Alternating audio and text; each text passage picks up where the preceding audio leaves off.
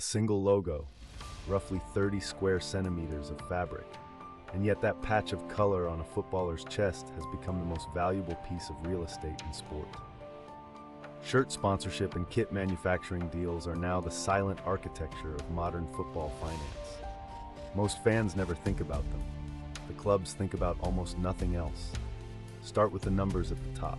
Manchester United's current front of shirt sponsorship with TeamViewer was worth around £50 million per season.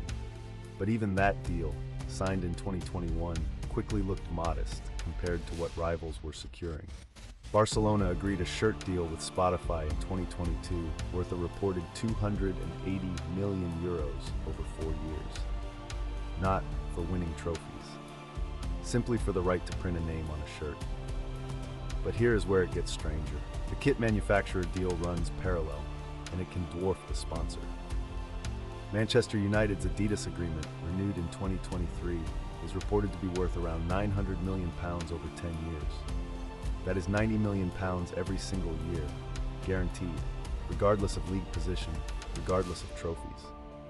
Real Madrid's Adidas deal, restructured in recent years, is estimated at over €110 million annually. These are not performance bonuses.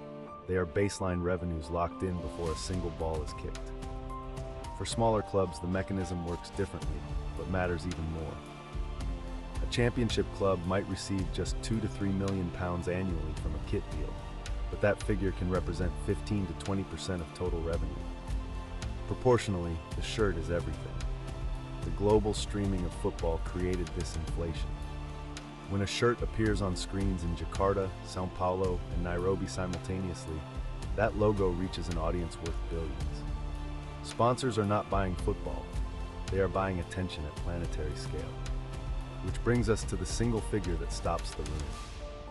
The global football shirt sponsorship market was valued at approximately $4.4 billion in 2023, with projections pushing towards $7 billion by the end of the decade.